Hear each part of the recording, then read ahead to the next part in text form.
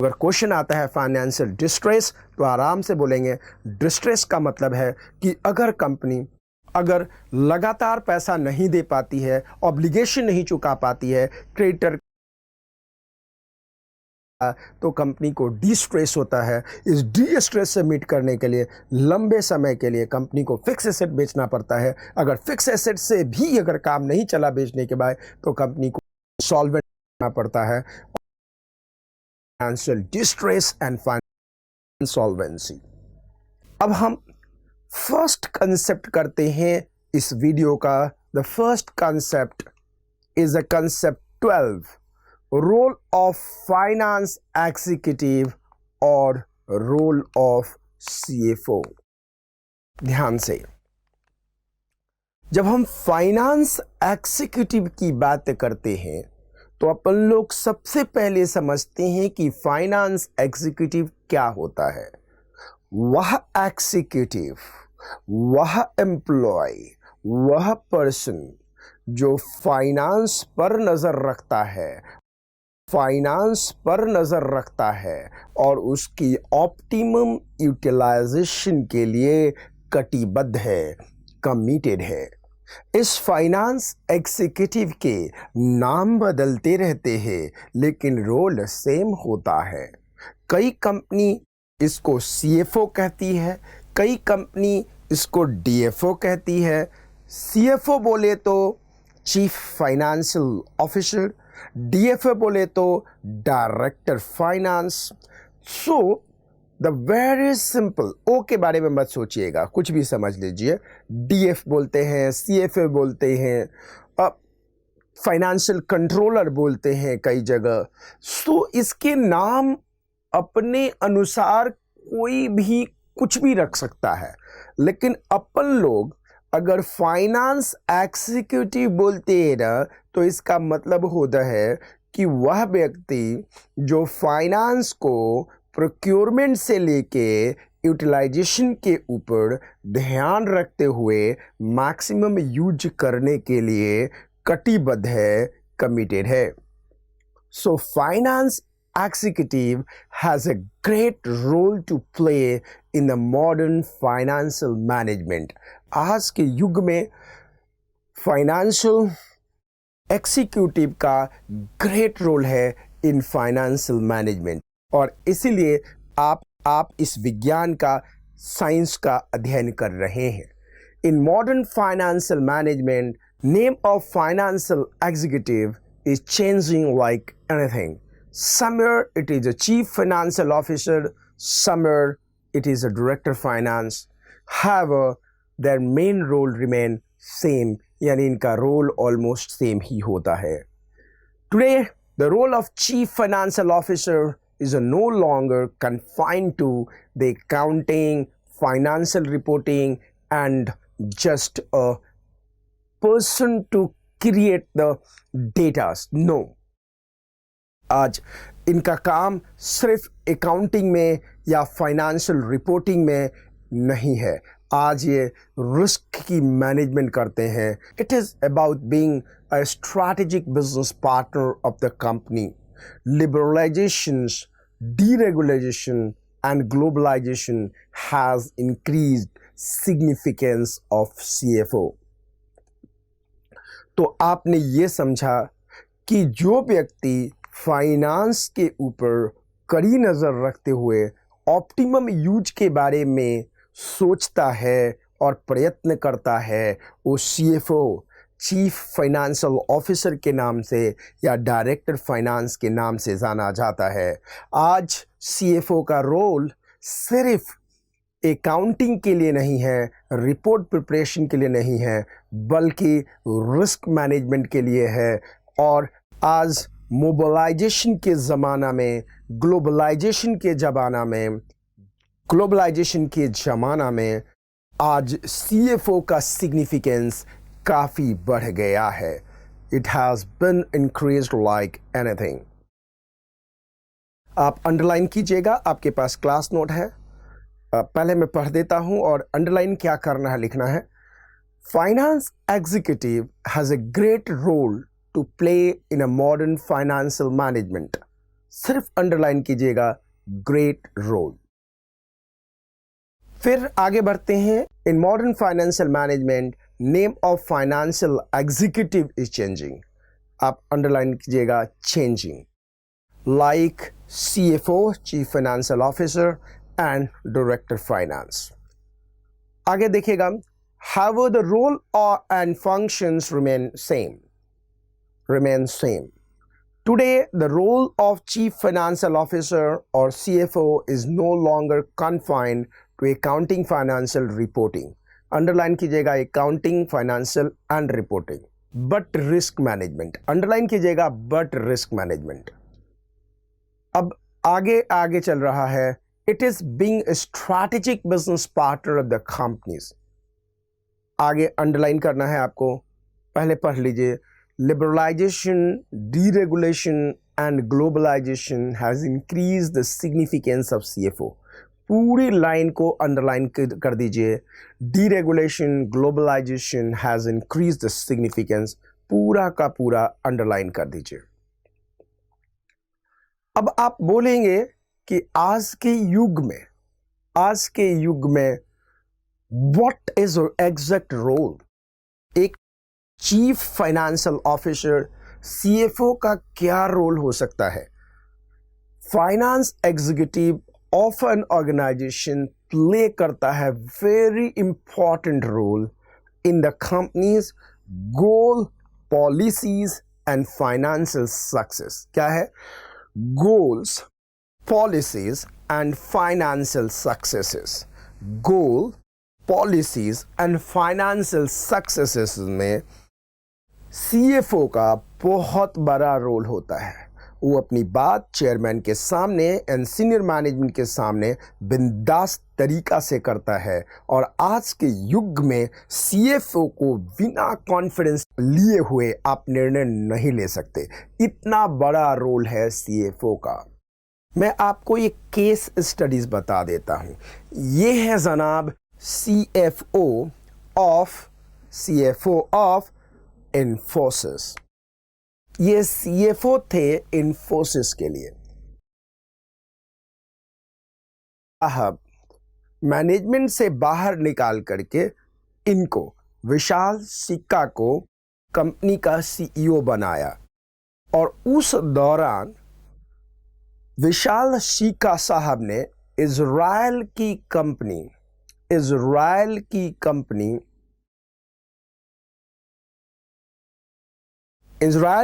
एक software company पनाया को उन्होंने एक्वायर किया। इजराइल की कंपनी पनाया को एक्वायर किया। ठीक है, इस एक्विजिशन को देख रहे हैं आप।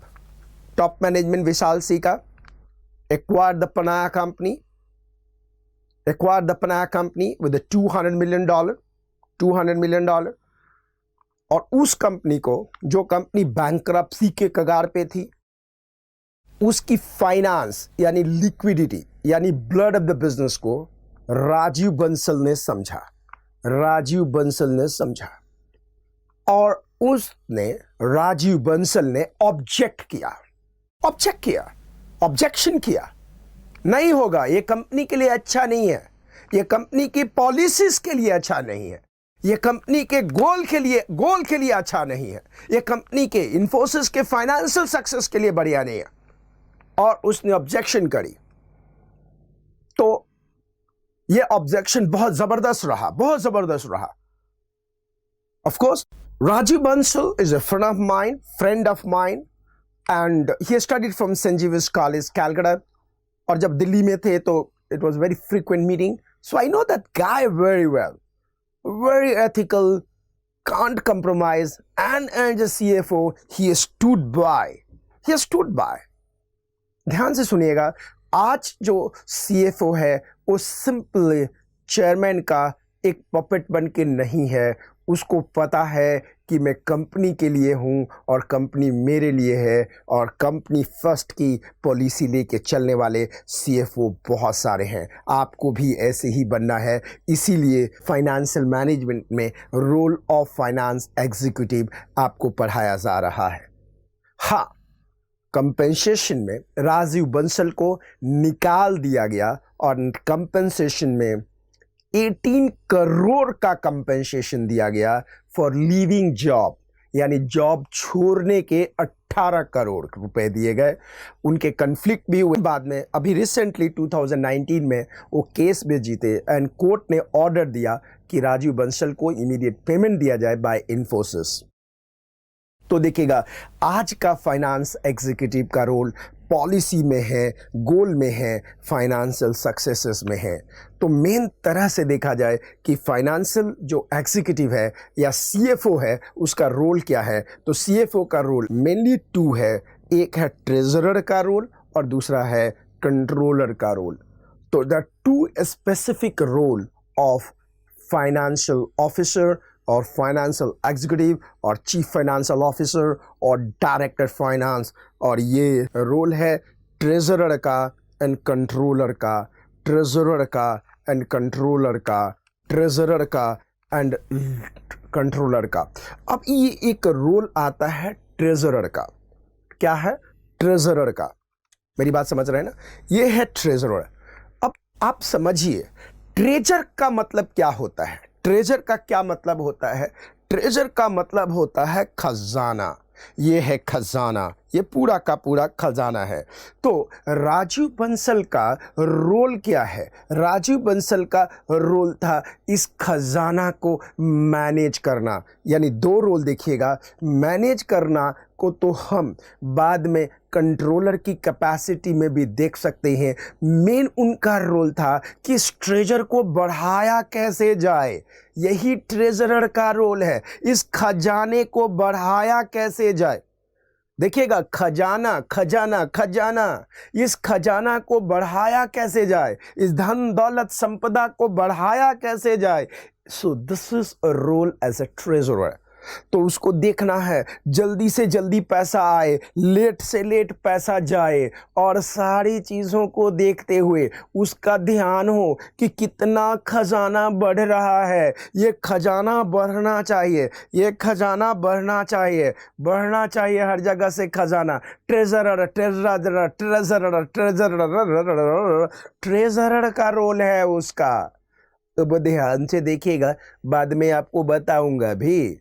तो खजाना को बढ़ाने को और बढ़ाने का काम ट्रेजरर का है। दूसरा है कंट्रोलर, यानी कि ऑर्गेनाइजेशन की बहुत सारी एक्टिविटीज को नियंत्रण करना। कंट्रोलर देखिएगा, ये है ट्रेजरर, ये है कंट्रोलर। कंट्रोल करना, कंट्रोल करना, हिसाब आंकने वाला, संचालक करने वाला। यानी कि सीएफओ के 2 मेन रोल हैं, एक ट्रेजरर का और दूसरा कंट्रोलर का। अब बताइए, सीएफओ के कितने रोल या फंक्शन हैं? सीएफओ के 2 रोल या फंक्शन हैं। सीएफओ के 2 रोल या फंक्शंस हैं। तो अगर आपसे पूछा जाए कि सीएफओ के रोल कितने हैं, तो आप कहेंगे सीएफओ के 2 रोल या फंक्शन है, एक है ट्रेजरर, दूसरा है कंट्रोलर। अब ट्रेजरर के लिए, ट्रेजरर के रूप में क्या है, खजांची के रूप में क्या है, खजांची के रूप में उसके 2 हैं। The 1 cash manager, 2 is a credit manager. अब आप बोलेंगे कि कैश मैनेजर क्या होता है, क्रेडिट मैनेजर क्या होता है? कैश मैनेजर का मतलब ये है कि किसी तरह से जल्दी कैश लाया जाए।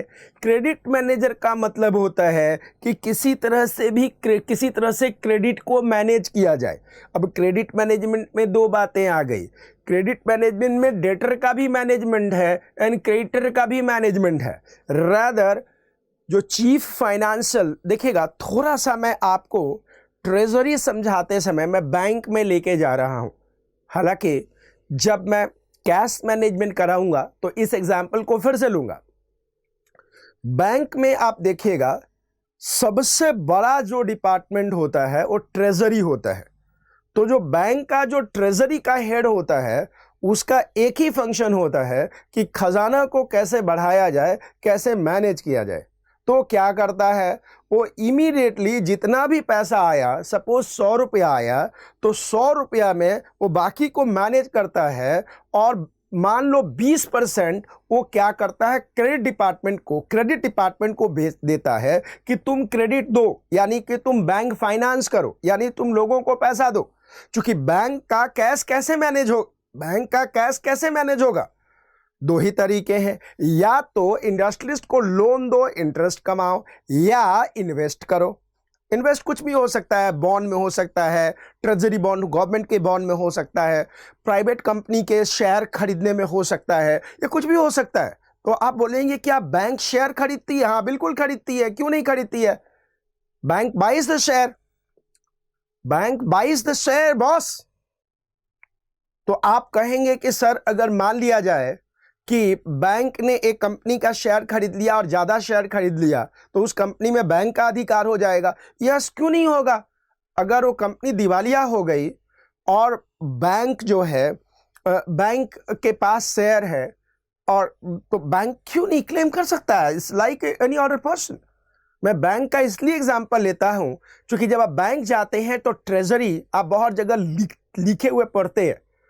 तो ट्रेजरी का मतलब होता है, जो बैंक में जो ट्रेजरर होता है, जो बैंक में ट्रेजरी डिपार्टमेंट होता है, ट्रेजरी डिपार्टमेंट की रेस्पॉन्सिबिलिटी है कि खजाना को कैसे बढ़ाया जाए। तो क्या करता है, जो 100 रुपया आया तो उसे 80 रुपया वो अपने पास रख करके 20 रुपया डेली बेसिस पे दे के जाएगा। और एक बात बताऊं, शाम को जाते जाते बैंक ये निश्चित करके जाता है कि हमारे खजाने में कोई भी खजाना, कोई भी रुपया खाली नहीं रहना चाहिए, प्रोडक्टिव रहना चाहिए। तो क्या कहता है, से 20 रुपया उसने लोन में दे दिया, 80 रुपया कहीं इन्वेस्ट कर दिया। ये उल्टा भी हो सकता है कि 80 रुपया उसने लोन दे दिया और 20 रुपया जो शाम को जाते जाते बचा, वो लास्ट में 4-5 बजे शेयर मार्केट से शेयर उठा लिया। क्योंकि अगर बैंक में पैसा आइडल बचा, इसका मतलब कि ट्रेजरी डिपार्टमेंट इफेक्टिव नहीं है। इसीलिए बैंकिंग में हमेशा बात ध्यान रखिएगा कि ट्रेजरी एंड क्रेडिट बहुत बहुत इंपॉर्टेंट रोल है, जिसको अपन लोगों को ध्यान रखने का है। तो ये वैसा ही काम, जो काम बैंक में ट्रेजरी डिपार्टमेंट करता है, वह काम कॉरपोरेट में ट्रेजरर के रूप में सीएफओ करता है। जितने पैसे होते हैं उसको ध्यान से देखता है, उसके बाद उसको चाहता है कि किस तरह से इसको मैक्सिमाइज किया जाए। तो या तो क्रेडिट मैनेजर कैसे करता है, या तो डेटर बढ़ा देता है, या क्रेडिटर को क्या करता है, बढ़ा देता है। डेटर बढ़ाना मतलब सेल करके कमाना, क्रेडिटर बढ़ाने का मतलब है कि लेट पेमेंट करके कराना। तो ट्रेजरर के रूप में सीएफओ का काम है cash manager and credit manager. Cash manager का मतलब कि कैश को कैसे यूटिलाइज किया जाए, क्रेडिट मैनेजर का मतलब है कि जो ऋण है उसको कैसे यूटिलाइज किया जाए। ये ऋण देना और लेना दोनों हो सकता है। अब इसी केस में जब आप देखेंगे तो ट्रेजर मैनेजमेंट में जो सेंटर में लाइन आप देख रहे हैं यहाँ पे, ट्रेजर मैनेजमेंट, पोर्टफोलियो मैनेजमेंट, यानी कि कौन से प्रोडक्ट को कितना पैसा दिया जाए, और ये डिपेंड होगा कि कौन सा प्रोडक्ट कितना रिटर्न देता है। तो ये काम सीएफओ का है कि किस प्रोडक्ट को आगे बढ़ाया जाए, किस प्रोडक्ट पे पैसा लगाया जाए, किस प्रोडक्ट पे ना लगाया जाए। तो ट्रेजरर के रूप में सीधी लाइन आप देख रहे हैं, और ये है पोर्टफोलियो मैनेजमेंट। आपने इस साइड देखा कैश मैनेजर, आपने इस साइड देखा क्रेडिट मैनेजर। आप कैश मैनेजर वाले नीचे आपने देखा, तो आपने देखा कैपिटल बजटिंग करना इनका काम है कि कहाँ कहाँ कैपिटल बजटिंग में लगेगा। एंड फंड रेजिंग मैनेजर, यानी आप देख रहे हैं कि फंड कैसे रेज किया जाए। ट्रेजरर का काम है कि कैश मैनेज करे, कैपिटल बस्टिंग करे, क्रेडिट मैनेज करे, फंड कहाँ से रेज करना है ये देखे, ऋण ले कहाँ से, ऋण वापस कौन सा करे, कौन सा ज़रूरी है, पोर्टफोलियो को मैनेज किया जाए। तो ट्रेजरर के रूप में आपके मॉड्यूल के अनुसार 5 फंक्शंस हैं, और ये 5 फंक्शन कौन से हैं? कैश मैनेजर है, क्रेडिट मैनेजर है, कैपिटल बस्टिंग है, फंड रेजिंग है, एंड पोर्टफोलियो है। तो मेरे दोस्त, अगर रोल ऑफ सीएफओ आता है, आपने फर्स्ट लाइन में ट्रेजरर एंड कंट्रोलर लिखा। ट्रेजरर के रूप में आपने 5 चीज़ें लिखी। क्या चीज़? Cash management, credit management, capital budgeting, fund raising, portfolio manager. अगर ये चीज़ें आपको याद है तो आप आराम से अच्छे मार्क्स लेके आएंगे। तो ट्रेजरर के रूप में आपने देखा कि cash manager, credit manager, capital budgeting, fund raising, portfolio manager. फिर से मेरे साथ बोलिएगा, cash manager, credit manager, capital budgeting, fund raising, portfolio manager. फिर से बोलिएगा, cash manager, cash manager, cash manager, credit manager, cash manager, credit manager. Treasurer के रूप में cash manager, credit manager, capital budgeting, fund raising, portfolio manager, ये इनका काम है। कंट्रोलर के रूप में देखा जाए तो फाइनेंशियल अकाउंटिंग मैनेजर कि सही समय पे लीगली फाइनेंशियल अकाउंटिंग हो रहा है नहीं हो रहा है। कॉस्ट अकाउंटिंग मैनेजर, कॉस्ट की अकाउंटिंग सही समय से हो रहा है नहीं हो रहा है। टैक्स मैनेजर, टैक्स का प्रोविज़न अच्छी तरह से हो रहा है नहीं हो रहा है। डेटा प्रोसेसिंग मैनेजर, डेटा कैसे प्रोसेस हो रहा है। एंड इंटरनल ऑडिटर, यानी कि पूरे के पूरे इंटरनली मैनेज हो रहा नहीं हो रहा है। So as a controller central point है इंटरनल ऑडिटर। फिर 4 है financial accounting manager, cost accounting manager, tax manager, data processing manager. फिर से बोलिएगा, financial accounting manager, cost accounting manager, tax manager, data processing manager and internal auditors. तो आप एक बार note देखिए, आप अंडरलाइन कीजिए। आपके टॉप पे डायग्राम पे एक आ रहा है, फंक्शन ऑफ फाइनेंस और role of CFO in large organisation. आप अंडरलाइन कीजिएगा फंक्शन, आप अंडरलाइन कीजिएगा रोल, फिर आप अंडरलाइन कीजिएगा ट्रेजरर, और पहले ट्रेजरर के बाद फिर अंडरलाइन कीजिए कैश मैनेजर, अंडरलाइन कीजिए क्रेडिट मैनेजर, फिर अंडरलाइन कीजिएगा कैपिटल बस्टिंग, अंडरलाइन कीजिएगा फाइनेंस, अंडरलाइन कीजिएगा फंड रेजिंग, अंडरलाइन कीजिएगा पोर्टफोलियो मैनेजर। फिर अंडरलाइन अपने कंट्रोलर कर चुके हैं फाइनेंशियल अकाउंटिंग, अंडरलाइन कीजिएगा कॉस्ट अकाउंटिंग भी, अंडरलाइन कीजिएगा टैक्स मैनेजर, अंडरलाइन कीजिएगा डेटा प्रोसेसिंग मैनेजर, अंडरलाइन कीजिएगा इंटरनल ऑडिटर। तो आपने यहाँ पे देखा कि आज के युग में मॉडर्न फाइनेंशियल मैनेजमेंट में एक फाइनेंस एग्जीक्यूटिव का रोल क्या है। तो समरी में देखिएगा, कंपनी की गोल के बारे में डिसीजन लेना सीएफओ के हाथ में है। कंपनी के पॉलिसीज़ के बारे में डिसीजन लेना सीएफओ के हाथ में है। कंपनी के सक्सेस के ऊपर निर्णय लेना सीएफओ के हाथ में है। आज सीएफओ का काम mayor preparation of accounts and prepare of report नहीं है। आज सीएफओ का ड्यूटीज रिस्क मैनेजमेंट का है, और ग्लोबलाइजेशन के दौर में, लिबरलाइजेशन के दौर में इनकी शक्ति बढ़ी है, इनका नेचर बढ़ा है। एग्ज़ाम में पूछता है आपको कि किस तरह का इनका रोल है, तो 2 तरह का रोल है।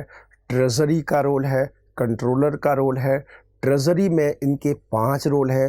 पहला रोल कैश मैनेजर का है, दूसरा क्रेडिट मैनेजर का है, ध्यान से रखिएगा। नेक्स्ट कैपिटल बस्टिंग का रोल है, देन फंड रेजिंग का रोल है, पोर्टफोलियो मैनेजमेंट ओवरऑल है। कंट्रोलर के रूप में फाइनेंशियल अकाउंटिंग का मैनेजमेंट है, कॉस्ट अकाउंटिंग का मैनेजमेंट है, टैक्स का मैनेजमेंट है, डेटा प्रोसेसिंग का मैनेजमेंट है, एंड इंटरनल ऑडिट का भी इन्हीं का रोल है। तो जब आप सीएफओ बनेंगे इतने सारे रोल आपको प्ले करने पड़ेंगे।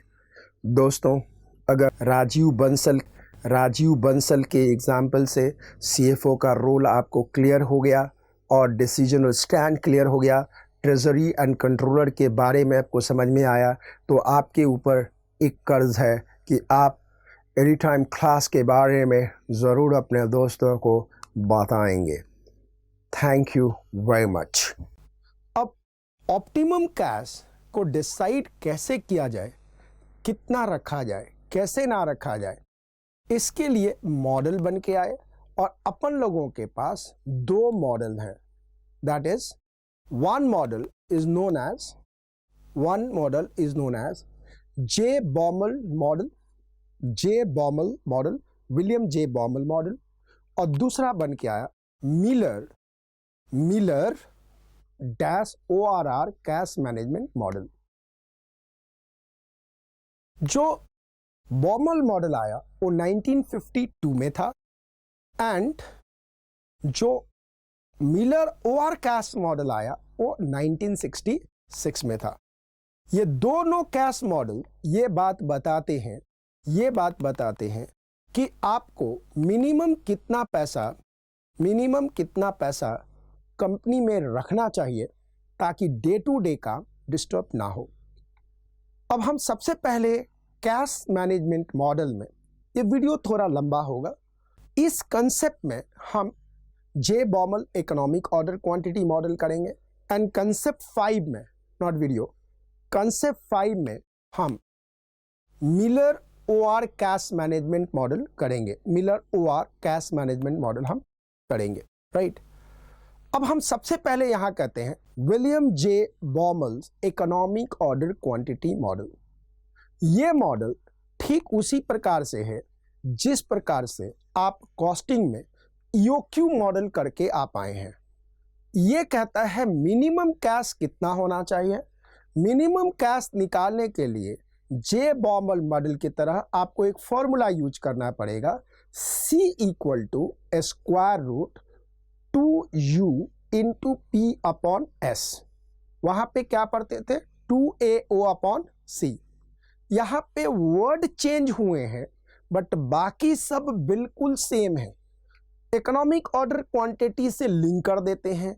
इकोनॉमिक ऑर्डर क्वांटिटी में आप क्या करते थे कि कितने क्वांटिटी होना चाहिए in a single order so that ordering cost and carrying cost should be equal, क्योंकि EOQ लेवल पे ordering cost and carrying cost same आते थे। यहाँ पे भी यही बात बोलता है कि हमारे पास एक बार कंपनी में कितना कैश होना चाहिए ताकि holding cost and transaction cost exactly same हो और इस लेवल पे टोटल कॉस्ट मिनिमम होगा। तो इसमें कुछ भी नहीं होता, फॉर्मूला यूज करेंगे C बोले तो optimum cash, C = square root 2U × P/S। C का मतलब क्या हुआ, ऑप्टिमम कैश रिक्वायरमेंट। U का मतलब क्या हुआ, एनुअल और मंथली कैश डिसबर्समेंट। हम एनुअल लेते हैं बट बाकी सब मंथली हो तो मंथली ले सकते हैं, आप एनुअल लेके चले। एनुअल कैश डिसबर्समेंट मतलब आपको पूरे साल में कितने कैश की जरूरत पड़ती है, टोटल कैश की कितना डिसबर्समेंट होता है, U का मतलब यू हुआ 2U। P का मतलब क्या हुआ, फिक्स कॉस्ट पर ट्रांजैक्शन, यानी कि सिक्योरिटी को कैश में और कैश को सिक्योरिटी में ट्रांजैक्ट करने में आपका कितना पैसा लगता है। S = opportunity cost of 1 rupees.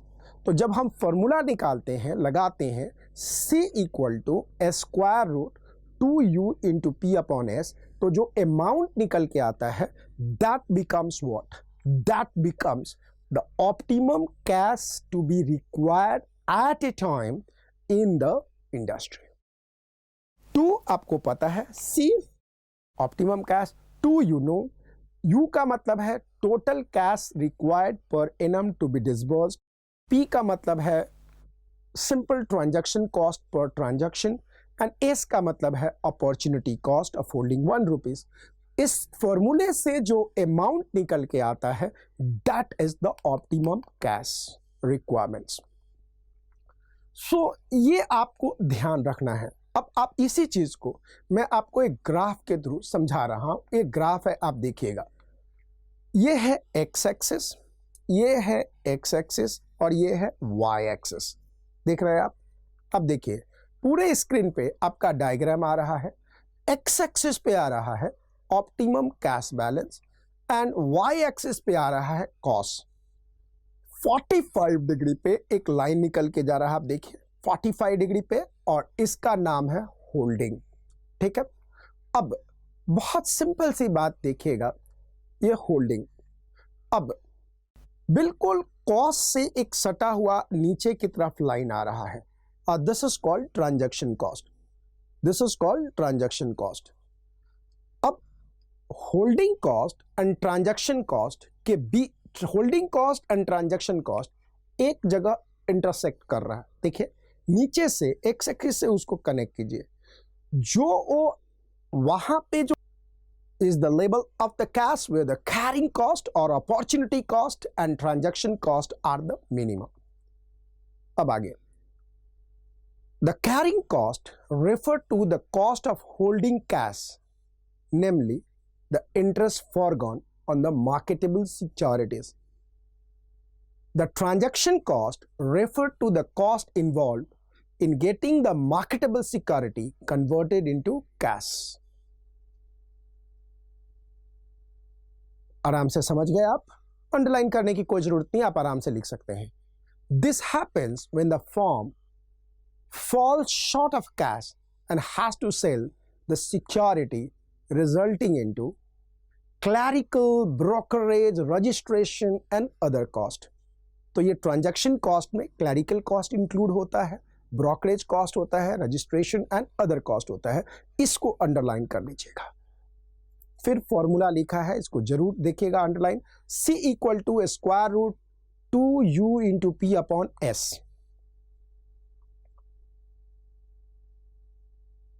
Where C equal to optimum cash balance, U equal to annual और मंथली कैश डिसबर्समेंट, आप एनुअल कर लीजिए कोई दिक्कत नहीं है।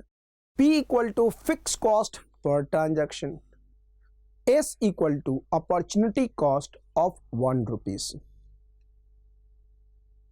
This can be explained with the following diagram as well. ये डायग्राम आप देख रहे हैं। Opportunity cost,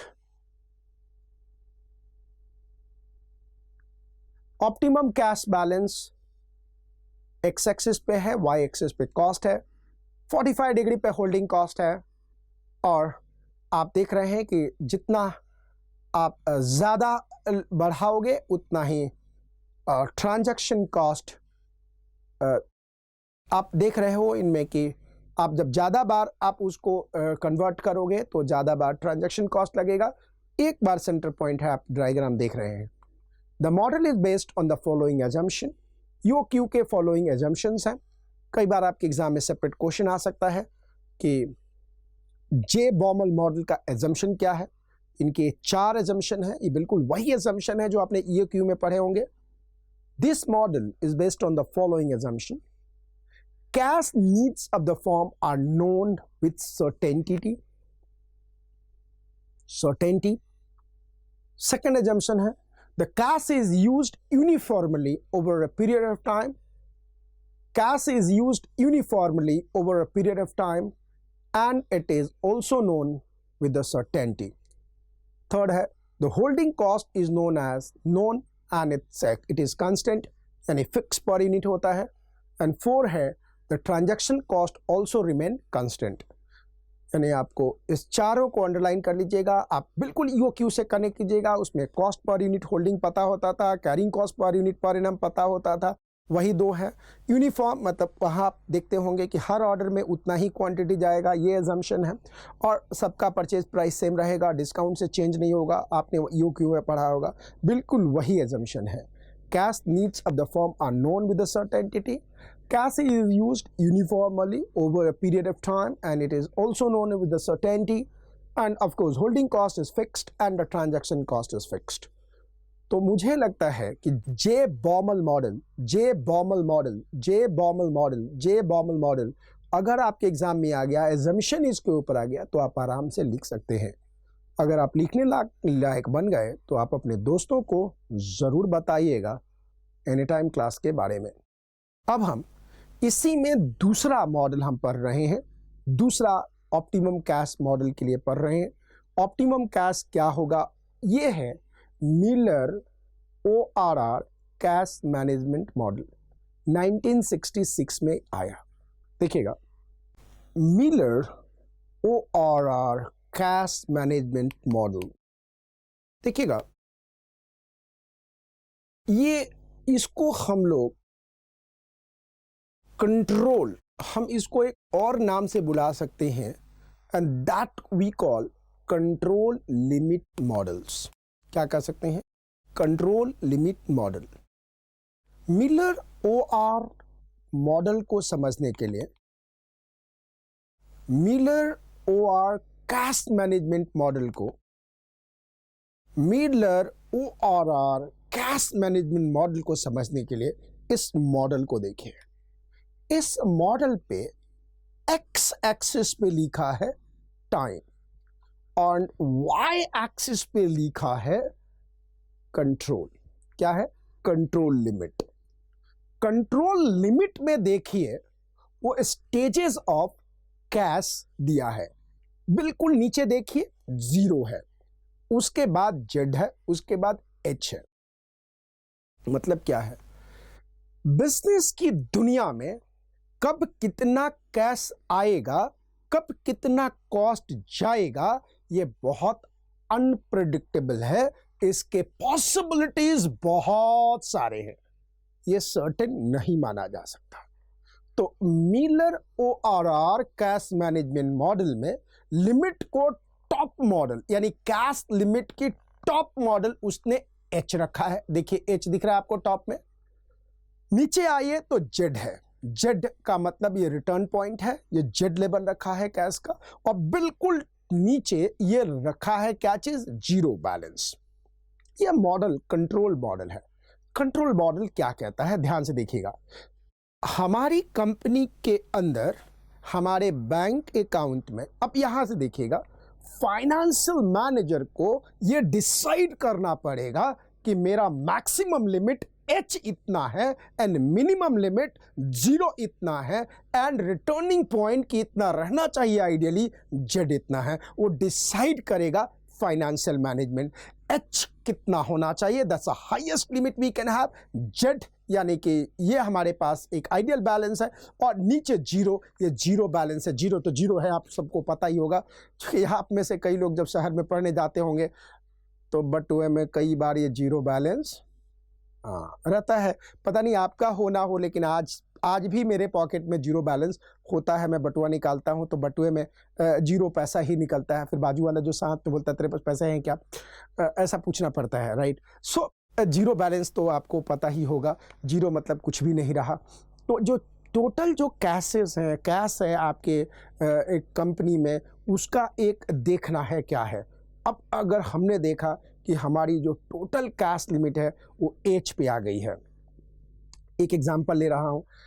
H आपने 1 लाख लिमिट रखा और Z आपने रखा था 40,000 और 0 तो 0 है।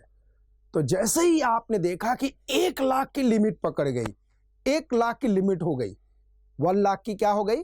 लिमिट हो गई। आप क्या करोगे? H माइनस Z यानी एक you will convert into the security. इस सिक्योरिटी के कन्वर्जन में जो कॉस्ट लगा है वो बहुत मिनिमम है, आप इसको ध्यान लेके चल रहे हो। और जब चाहो तब इस सिक्योरिटी को आप कैश में कन्वर्ट कर सकते हो, ये भी आपको पता है। तो यानी कि 60,000 रुपया आपने इन्वेस्टमेंट में कर दिया, सिक्योरिटी में कन्वर्ट कर दिया। अब आप खेल रहे हो between Z to 0, Z to 0 में आप खेल रहे हो। अब Z to 0 में खेलते जाओ, खेलते जाओ, खेलते जाओ, खेलते जाओ। अब जैसे ही आपको पता लगा कि बिल्कुल 0 के ऊपर आप जा रहे हो, तो जो आपने 60,000 को इन्वेस्टमेंट में कन्वर्ट किया था उसको आप कैश में कन्वर्ट कर दो। अब सवाल आएगा क्या पूरा 60,000 कर लो? अगेन डिपेंड्स करता है कि रिटर्न पॉइंट पे आया जाए, यानी कि 0 में जितना आपका है प्लस जो आप 40,000 पे चाहते हैं आप उतना ही कर लो, तभी इसका नाम लिखा है रिटर्न पॉइंट। यानी इतना मिनिमम तो होना ही चाहिए। तो रिटर्न पॉइंट पे आ जाओ, रिटर्न पॉइंट पे आ जाओ। बिकॉज अगर बार बार ऊपर जाओगे फिर उसको सिक्योरिटी में कन्वर्ट करना पड़ेगा तो फिर भी दिक्कत होगा। बट ये विजडम फाइनेंशियल मैनेजर का होगा कि कितना कन्वर्ट किया जाए। तो ये खास करके कंपनी में ये जो मिलर ओआर मॉडल है, जिसमें 3 कंट्रोल लिमिट दिया है, एच, जेड एंड एल, और नीचे आपको दिखाया गया है टाइम, और इसके बीच में जो भी कैश का फ्लो होता है उसमें एजम्पशन है कि opportunity cost and transaction cost is a bare minimum, बहुत ही बेयर मिनिमम है। ये किसी भी कंट्रोल के लिए, आइडियल कैश रखने के लिए बहुत ही इंपॉर्टेंट टूल्स है, जिसके through Miller ORR cash management model के थ्रू ये डिसाइड किया जा सकता है, depending upon the cash flow, depending upon the outflow of the cash, कि हमें हमारी कंपनी में कितना कैश हमें रखना चाहिए। बहुत ज़्यादा कैश रखना भी अच्छी बात नहीं है, लेकिन जो है वो खर्चा कर दो, आने का कोई पता अता नहीं हो, तो ये बहुत गंदी बात है।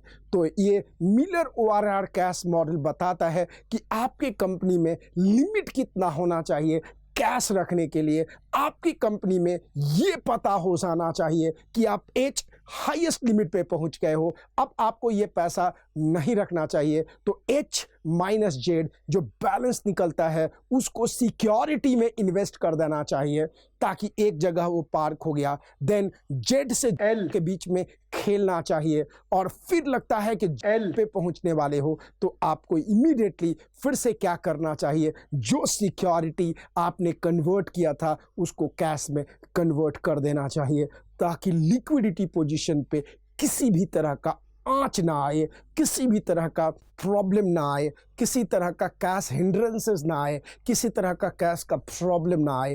क्योंकि जब कैश का प्रॉब्लम होता है तो एज एन एंटरप्रेन्योर आपका दिमाग खराब हो जाता है, आप इरिटेटेड हो जाते हो, आप झुंझला जाते हो, आप कभी शांत हो जाते हो, कभी चिल्लाने लगते हो, लेकिन जब अकेले बैठते हो तो सोचते हो क्यों झुंझलाया, क्यों चिल्लाया। क्योंकि जब बिजनेस चलानी है तो बिजनेस चलाने के लिए कैश चाहिए, क्योंकि कैश बिजनेस का ब्लड है, इसीलिए इसको कंट्रोल करना बहुत ज़रूरी है। तो मुझे लगता है कि Miller ORR cash management model आया तो आप आराम से सबसे पहले ये मॉडल बनाना, और मॉडल बना के आराम से मॉडल कैसे, और उसके बाद एक्सप्लेनेशन करना, सिंपल। और आप मॉडल आपको पता है, आपने एक्स एक्सिस पे टाइम लिखा 0, Z and H. Z return point है, H is upper control limit है, एंड 0 लोअर कंट्रोल लिमिट है। आपने देख लिया। उसी तरह से ये जिगजैग करके डायग्राम बना देना, थोड़ा इधर उधर हो तो भी कोई दिक्कत नहीं है, वैसे भी वहाँ बनाया हुआ है। और अगर ये बना भी दिया आपने Miller ORR cash management model, और आपने एच, जेड और 0 लिख दिया, और आपने एच माइनस जेड को इन्वेस्टमेंट में दिखा दिया, और फिर जब 0 तक आए उसको बेच के कैश में कन्वर्जन दिखा दिया, तो भी आपको पूरे नंबर मिल जाएंगे। तो ये मॉडल आपको आ गया, लेकिन आप खास नोट तैयार कर लीजिए, उसमें एक बार लिख लीजिए। ये मॉडल आप देख रहे हैं अब आराम से। This model is more realistic, this model is more realistic since it allows a variation in cash balance within lower and upper limit. The finance manager can set the limit according to the firm's liquidity requirement, that is maintaining the minimum and maximum cash balance. इस line को underline कीजिएगा। The finance manager can set the limit according to the firm's liquidity requirements, maintaining minimum and maximum cash balance. The Miller ORR model is one of such control limit model. This model is designed to determine the time and size of the transfers between an investment account and cash account. पूरे sentence को underline कीजिएगा। In this model, control limits are set for cash balances. Control limits are set for the cash balances. These limits may consist of H as upper limit. पूरे को underline कीजिएगा। H as upper limit. Z as a return point को underline कीजिएगा and zero as the lower limit, and zero as the lower limit को underline कीजिएगा। आगे लिखेगा 1, when the cash balance reaches the upper limit, when the cash balance reaches the upper limit, the transfer of the cash equal to h minus z, h minus z is invested in the marketable securities account। पूरे sentence को underline कीजिएगा। 2, when it touches the lower limit, a transfer from the marketable securities account,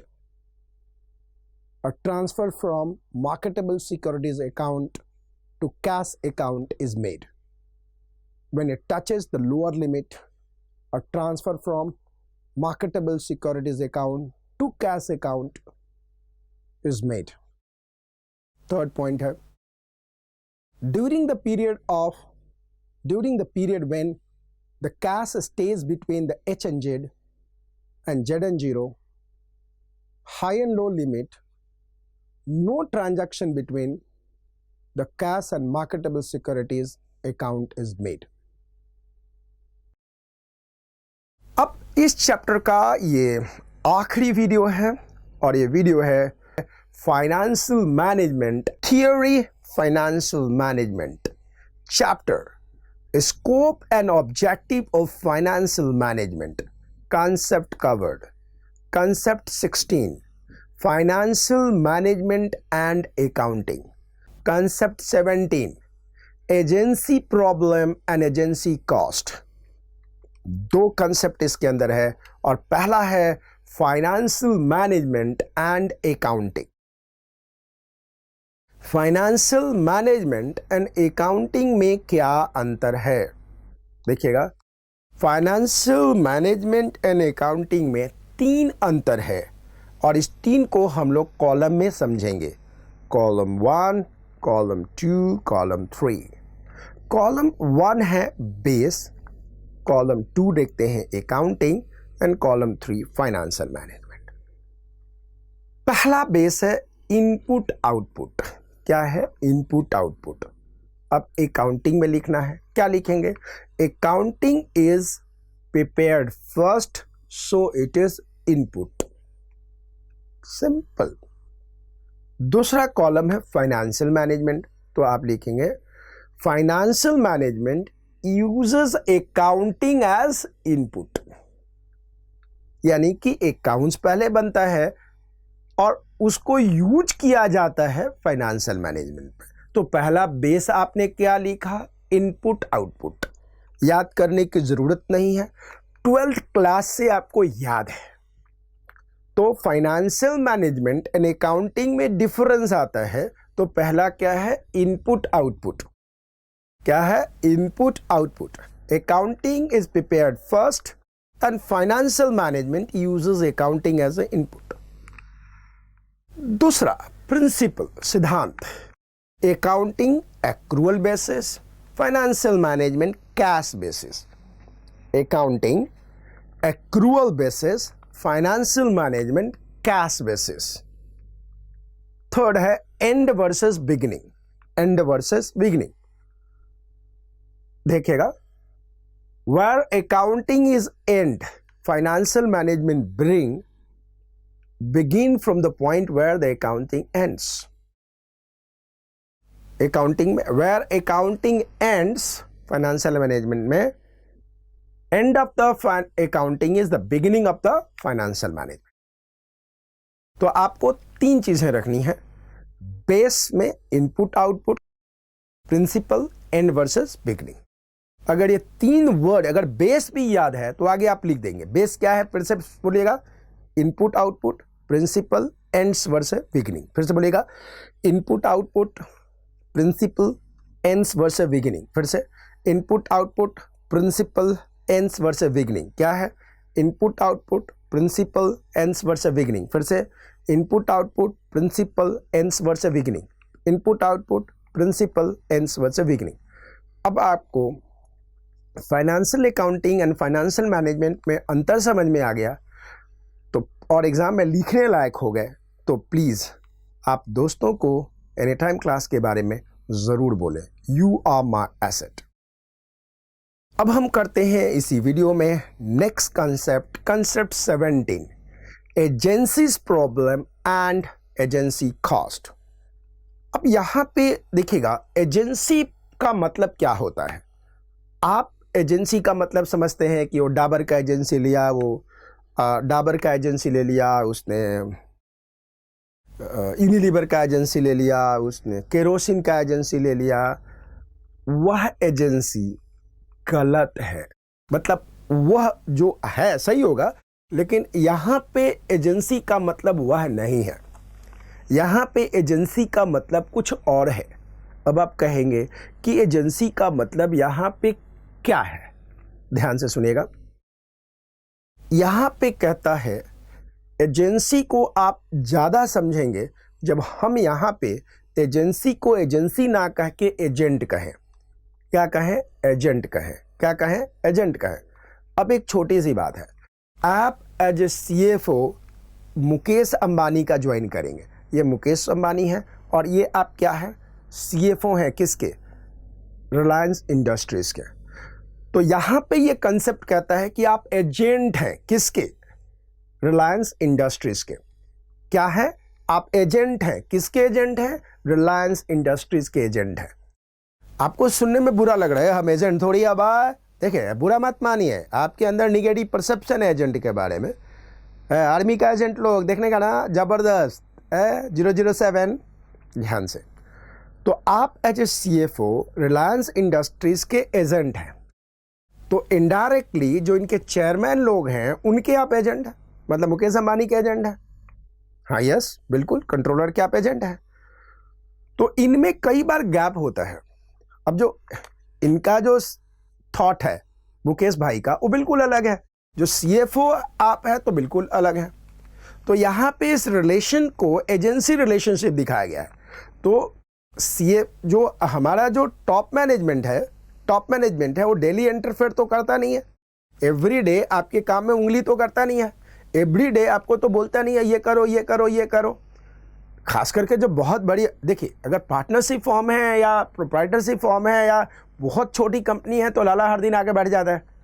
लेकिन अगर बहुत बड़ी company है तो हर व्यक्ति को लाला जो है, जो चेयरमैन है, वो नहीं बोल सकता। You can't. अगर ये धनपत लाल जैन साहब हैं, ये धनपत लाल जैन साहब है तो डेली आके बैठ जाएंगे।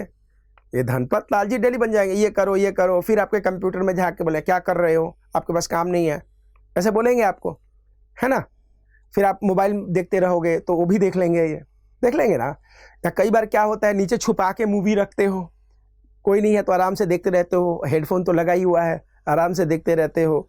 तो कई बार ये देखते हैं कि आप क्या देख रहे हो, कैसे देख रहे हो। कई बार ये टोकते हैं, कई बार ये छोड़ देते हैं। इनके मूड पे होता है कि इनका फ्रस्ट्रेशन लेवल क्या है। इनका फ्रस्ट्रेशन लेवल ज़्यादा है तो आपको टोकते भी हैं। चूँकि ये धनपत लाल जैन छोटे आदमी हैं, छोटी तरह बातें करते हैं। लेकिन मुकेश भाई के साथ तो ऐसा नहीं है। मुकेश भाई हर जगह नहीं जा सकते, मुकेश भाई कंप्यूटर में नहीं झांक सकते, मुकेश भाई हर जगह। तो उनकी कंपनी में जो बाकी के लोग हैं एजेंट है, एजेंट इसमें भी है, लेकिन चेयरमैन देख रहा है बट ऊपर वाला में नहीं देख रहा है। तो यहाँ पे क्या होता है कि जो एजेंसी लेवल के लोग हैं, इनका जो फितरत है, इनके जो थॉट प्रोसेस है, इनके जो एम्बिशन है, वो अलग है। और कई बार ये कंपनी के लिए कम और खुद के लिए ज़्यादा काम करते हैं। यानी कि कंपनी की थॉट प्रोसेस या कंपनी की भलाई बाद में सोचते हैं, अपनी भलाई अपना पहले सोचते हैं। यानी आई कम फर्स्ट। देखिएगा, मैं कंपनी का नाम नहीं लूँगा, और एक बहुत बड़ी कंपनी है, 40,000 करोड़ की कंपनी है, उसके लिए मैं कंसल्टिंग करता हूँ। और एक बंदा, सीनियर बंदा ने एक छोटी सी बात कही कि यहाँ पे ABC कंसेप्ट चलता है। यानी एजेंट्स जो लोग होते हैं, जो एजेंट लोग होते हैं, जो एजेंसी के फॉर्म में कंपनी के लिए काम करते हैं, उनके लिए ABC फॉर्मेट है। A बोले तो अपना काम, B बोले तो बाजू वाला काम, और कुछ बच गया तो कंपनी का काम। चूँकि लाला साहब तो देखने नहीं आते हैं, इसी प्रॉब्लम को यहाँ पे ये दर्शाया गया है, agency problem and agency cost. यानी कंपनी की एजेंसी की कॉस्ट तो है, लेकिन प्रॉब्लम ये है कि वो कई बार कंपनी के बारे में कम सोचता है और अपने बारे में ज़्यादा सोचता है। इसको निपटने के लिए तरीका होना चाहिए, ये फाइनेंशियल मैनेजमेंट कहता है। तो अगर आपके एग्ज़ाम में एजेंसी प्रॉब्लम आए तो ये ध्यान रखिएगा, ये मुकेश भाई हैं और उनकी कंपनी ये रिलायंस इंडस्ट्रीज़ हैं, और यहाँ पे CFO या CEO भी, कोई भी हो जो काम करते हैं वो लोग हैं, पूरा ग्रुप है। ये CEO है पेड प्रोफेशन, CFO है, प्रोडक्शन हेड है, सभी ये सारे एजेंसी की तरह काम करते हैं। तो इनका जो काम है कंपनी के गोल के तरफ डायरेक्टेड हो, ध्यान रखना ज़रूरी है। अदरवाइज़ ये अपने बारे में ज़्यादा सोचते हैं और कंपनी के बारे में कम सोचते हैं कई बार। मैंने ये नहीं कहा हर बार, क्योंकि अगर ये हर बार सोचेंगे तो सैलरी कहाँ से मिलेगा। Ultimately everybody is earning there salary, right. Management कब तक चलाएगा पैसा से, जब तक रेवेन्यू जनरेट नहीं होगा। तो ये बात आपको लिखनी है। तो आपको समझ में आ गया होगा कि एजेंसी का मतलब क्या होता है एंड एजेंसी कॉस्ट का मतलब क्या होता है, और ये है एजेंसी एंड कॉस्ट। इसी एग्जाम्पल को समझते हुए समझ जाइएगा। So agency means the rest of all people working in the organisation. जितने लोग कंपनी में काम करते हैं वो सारे के सारे एजेंसी हैं, apart from the promoters and the share holders. यानी कि मुकेश भाई और उनके शेयर होल्डर को छोड़ के दिया जाए तो सारे, यानी कंपनी में जितने लोग काम करते हैं, जितनी हाथें काम करती हैं, जितनी आंखें काम करती हैं, सब एजेंसी के रूप में माना जाएगा। Here owners are the principal and the rest of the people are agency. Mukesh भाई एंड शेयर होल्डर्स लोग प्रिंसिपल हैं और बाकी लोग एजेंसी हैं। ये आप पता है एजेंसी में आपने रिलेशनशिप पढ़ा होगा, प्रिंसिपल एंड एजेंसी रिलेशनशिप। तो owners and share holders principal हैं और बाकी लोग एजेंसी हैं। Problem between the owners and the rest of other is known as agency problem. Problem between the owners and the rest of other is known as agency problem. जो मुकेश भाई और rest of all लोगों में जो दिक्कत होती है, मुकेश भाई हैं और रेस्ट ऑफ ऑल लोग हैं, तो मुकेश भाई एंड रेस्ट ऑफ ऑल लोगों में जो दिक्कत हो रही है, this is called agency problem. This is called agency problem. Though in a sole proprietorship form, partnership form, etc., owners participate in the management, but in the corporate owners are not active. But in corporate owners are not active in the management. आपको मैं बताऊं कि L&T का मालिक कौन है, आप नहीं बता पाएंगे, but who control this? M Nayak. M Nayak is an employee, was an employee, हालांकि अभी छुट्टी पे गए हैं 75 years old में। सो कहने का मतलब ये है कि जो बड़ी कंपनी है उसमें ऑनर्स को आपको पता ही नहीं होगा ऑनर्स कौन है। It's run by agency. So owners are not active in management, so there is a separation between the owners और शेयर होल्डर्स एंड मैनेजर। तो owners, share holders and managers में अंतर है। In theory managers should act in the best interest of the share holders. वास्तविक रूप में देखा जाए तो मैनेजर को शेयर होल्डर्स के इंटरेस्ट में काम करना चाहिए, but in reality management may try to maximise their individual goals like salary, perks, etcetera. Theory में देखा जाए तो एजेंसी को शेयर होल्डर के इंटरेस्ट में काम करना चाहिए, क्योंकि आपने भगवान को नहीं देखा ये कितने कष्ट उठा रहा है आपके लिए, राइट।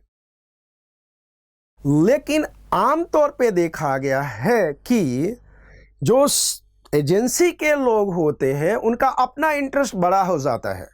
देखिए, मैं हमेशा कहता हूं कॉर्पोरेट प्रोग्राम में, अगर ये जो टॉप लेवल के जो प्रमोटर्स हैं, शेयर होल्डर्स हैं, ये समझें कि एजेंसी के सारे लोग उनको प्यार करते हैं, तो ये बात इनकी सबसे बड़ा गलतफहमी है।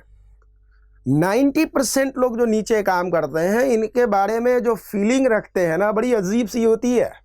रदर ये सबकी फीलिंग जान जाए ना, जो एजेंसी के सारे लोग हैं उनके फीलिंग अगर ये जान जाए ना, तो धंधा करना छोड़ देंगे। बोले साले को काहे को नौकरी पे रखना, ऐसी की तैसी करा ले भाई, तू निकल ले, साला तेरे लिए अपन इतना सोचता है, तू साला अपन लोगों के बारे में ऐसा सोचता है, क्या करता है तू, क्या करता है, ऐसा सोचेगा।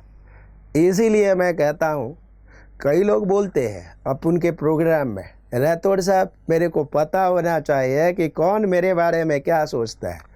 मैं कहता हूँ छोड़ो ना साहब, जिस दिन पता चलेगा ना रात को सो नहीं पाओगे।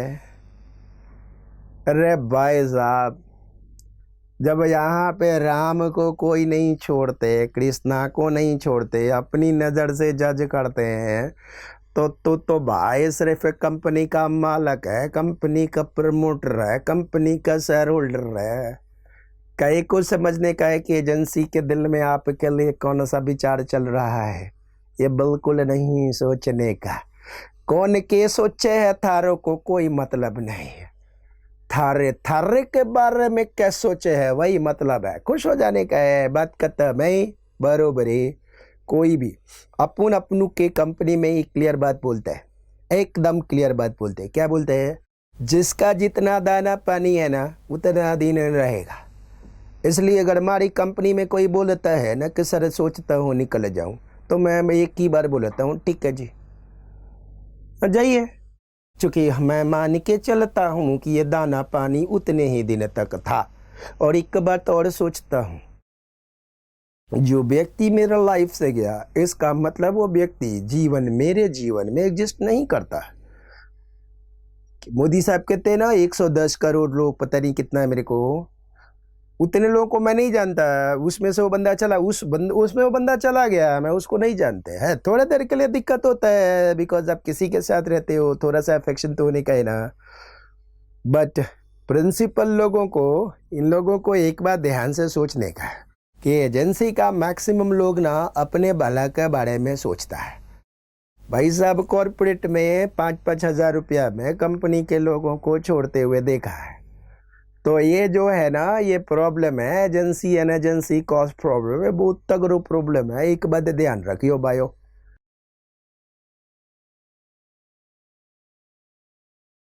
तो अपनी फोक्यूसाइट बढ़ाते हैं, अपने पक्ष पर रहते हैं। मैं कई कंपनियों में देखता हूँ, अगर वो भाई कार का इंटाइटल्ड है ना, तो ऑटो से जाएगा, कार का पैसा लेगा। एक जगह तो हद हो गई, एरोप्लेन का टिकट कटाया, जेरॉक्स कराया, और एक दिन पहले ट्रेन से चला गया मुंबई। और देखिए उस कमीने इंसान की अंदर का जस्टिफिकेशन।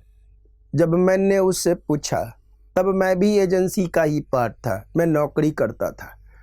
मैंने पूछा, भाई थारे को प्लेन मिला था, तू ट्रेन से गया, मेरे को पता है।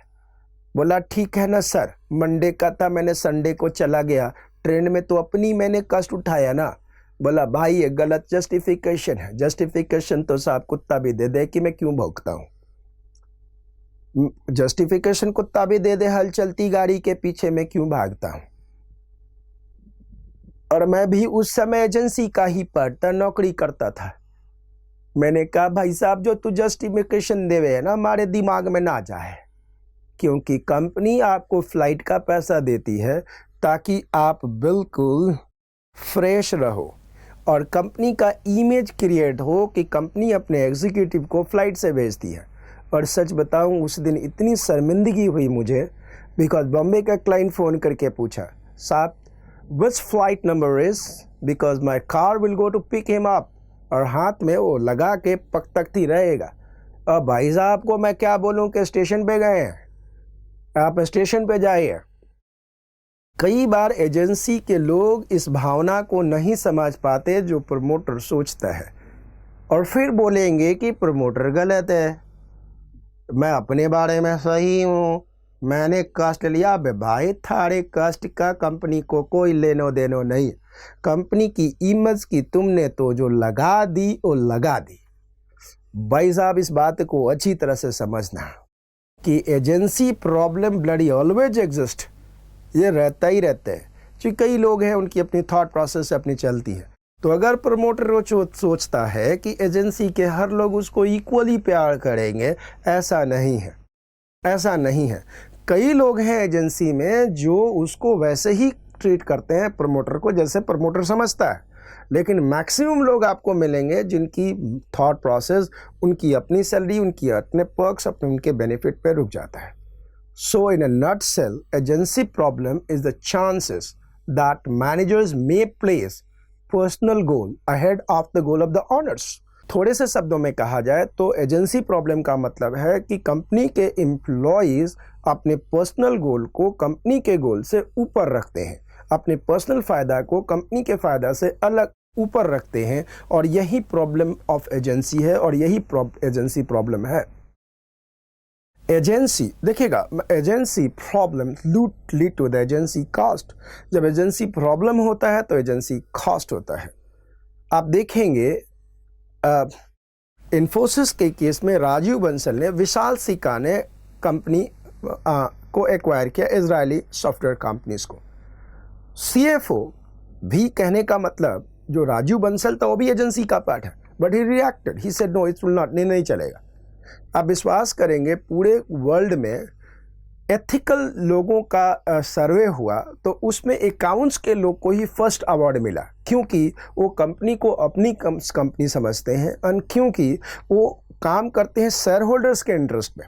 आपने भी देखा होगा आपके फॉर्म में अकाउंट्स का बंदा आपके बिल को रोक देता होगा, अननेसेसरी खर्चा करने नहीं देता होगा।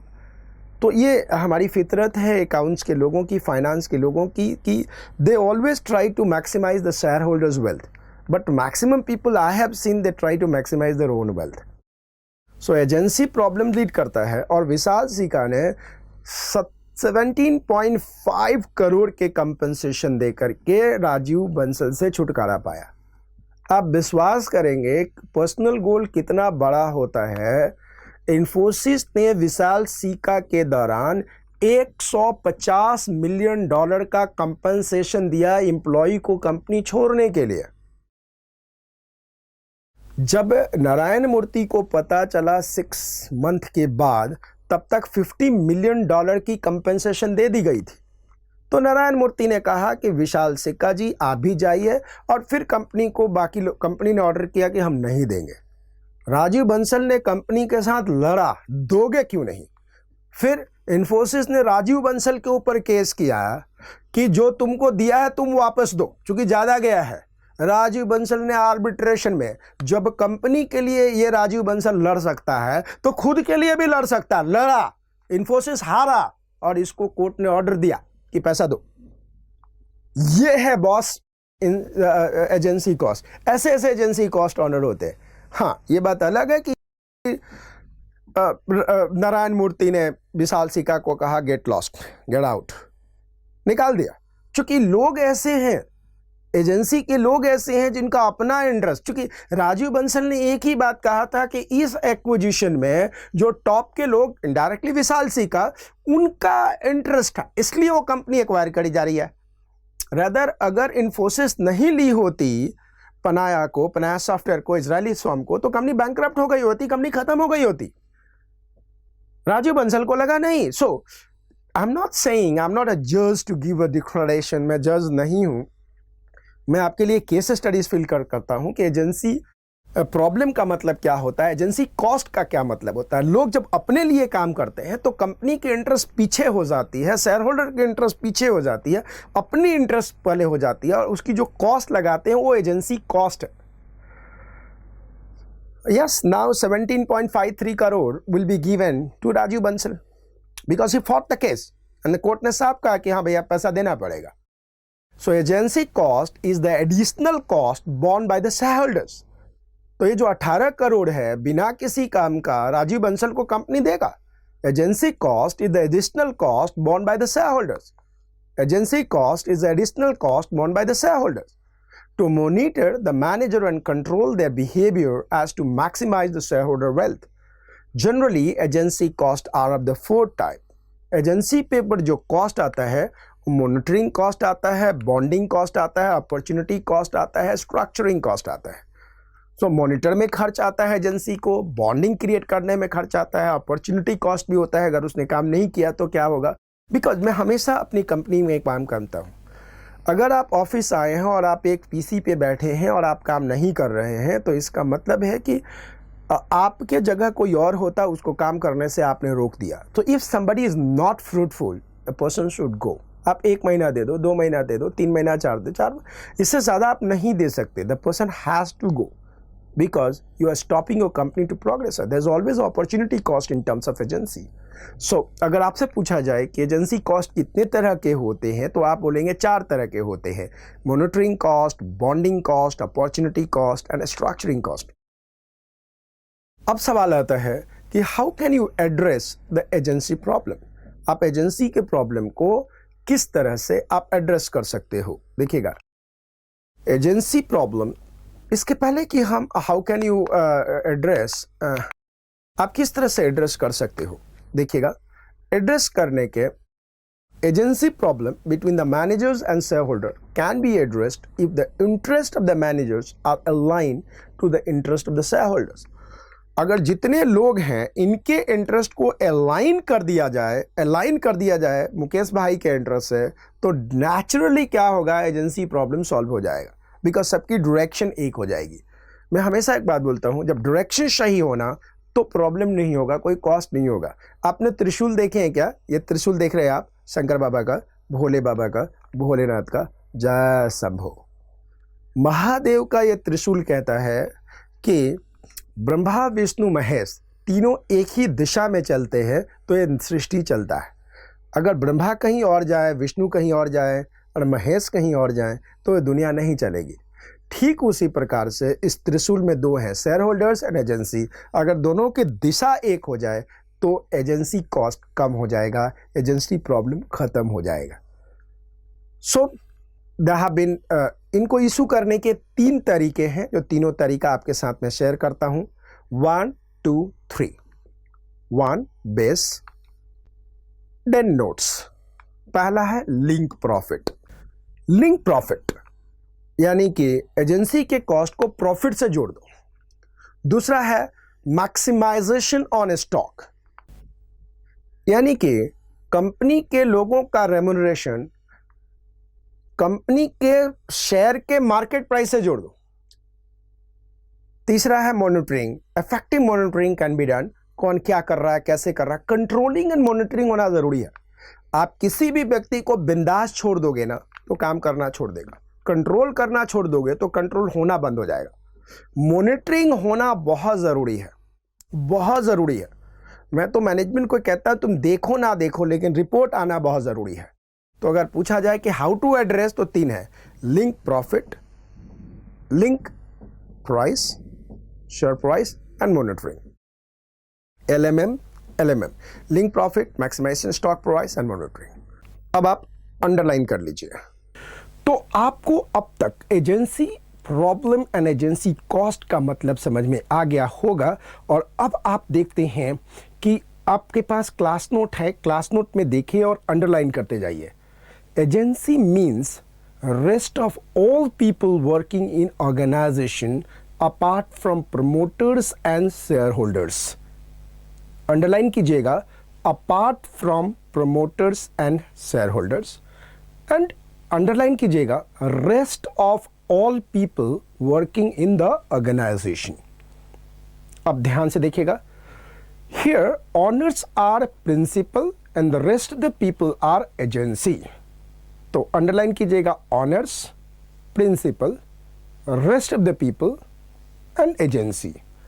आगे कहता है, ध्यान से देखिएगा अपने क्लास नोट में, problem between owners and the rest of others is known as agency problem. Owners and बाकी के लोगों के बीच में जो इश्यूज होते हैं, जो प्रॉब्लम्स होता है, उसको हम एजेंसी प्रॉब्लम के नाम से जानते हैं। 2 In a sole proprietorship firm, partnership firm, etc., owners participate in management, but in the corporate, owners are not active in management. So, there is a separation between the owners or shareholders and managers. तो underline कीजिएगा, separation between owners or shareholders and managers. अब आगे की line देखिएगा, in theory, managers should act in the best interest of the shareholder. However, in the reality, managers may try to maximize their individual goals like salary, perks, etc.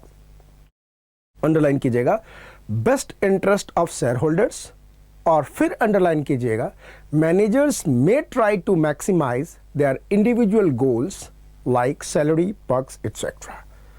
इसको आप underline करेंगे।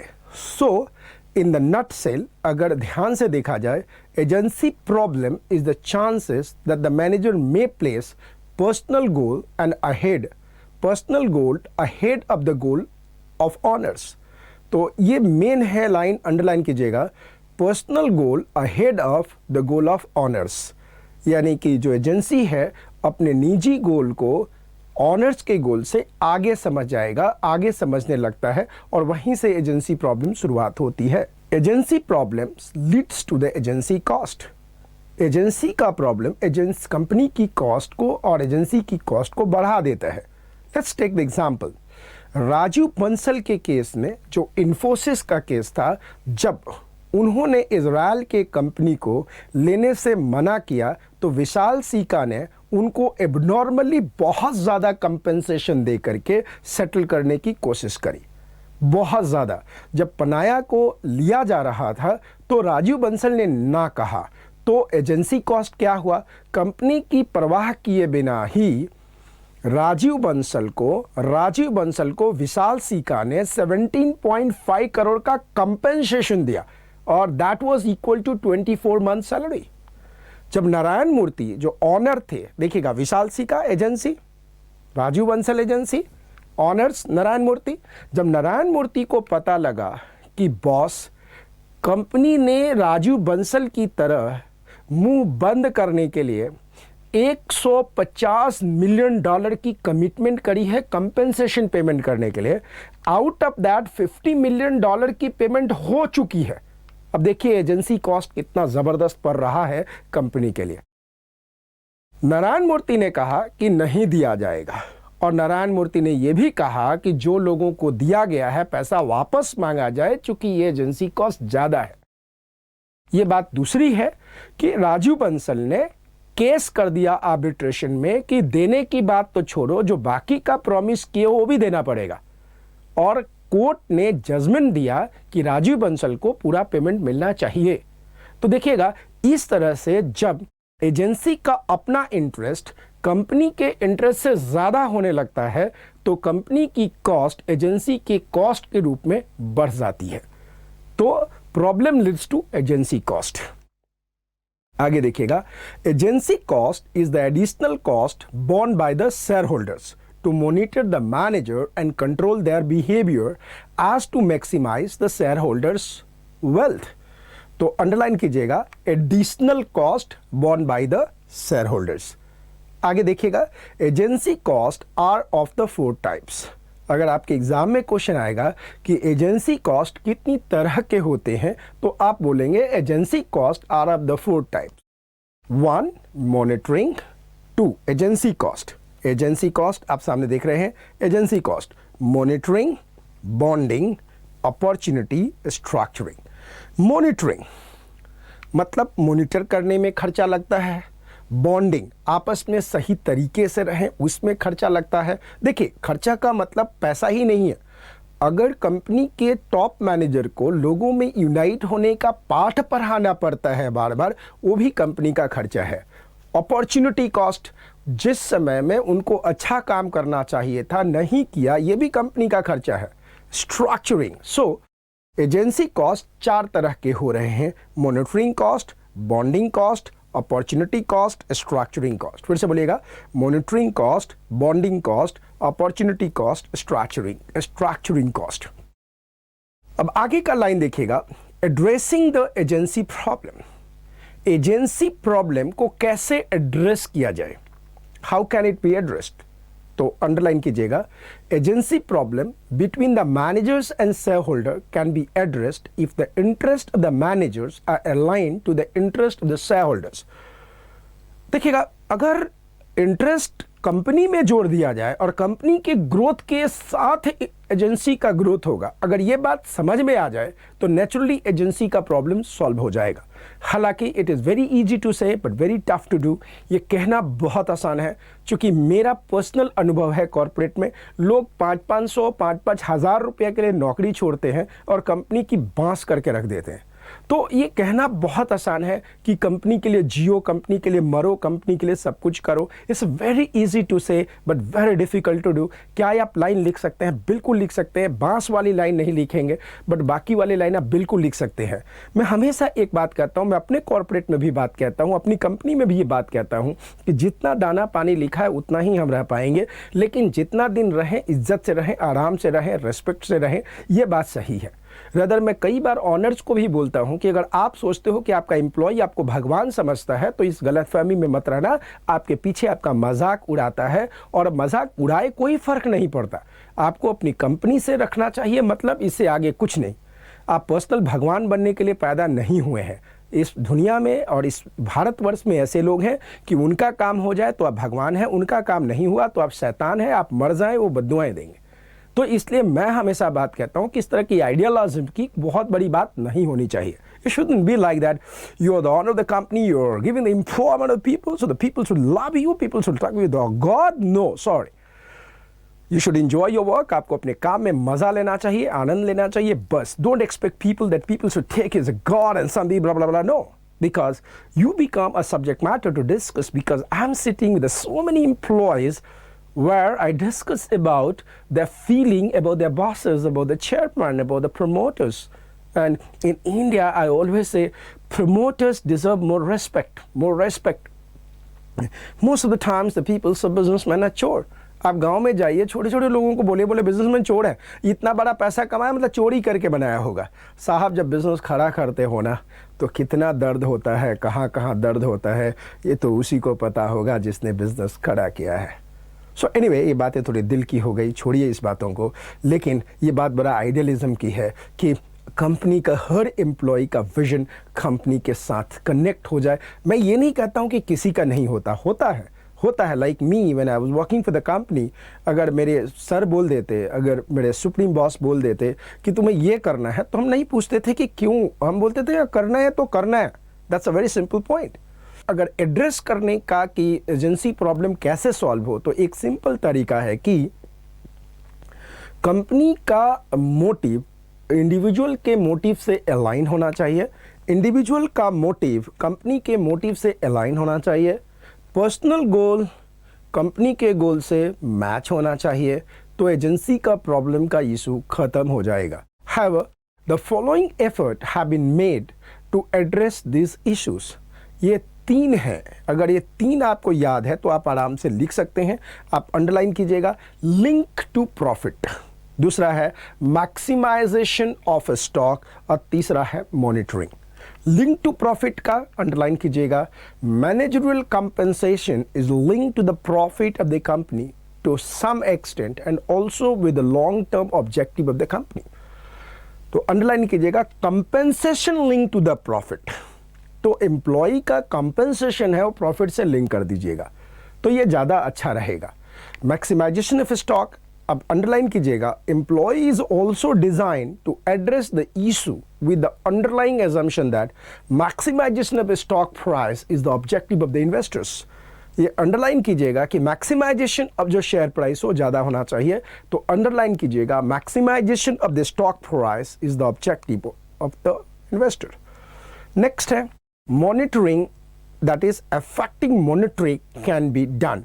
देखिएगा, monitoring करना बहुत ज़रूरी है। कौन कितना काम कर रहा है, कैसे काम कर रहा है, इफेक्टिवनेस क्या कर रहा है, ये समझना बहुत बहुत बहुत ज़रूरी है।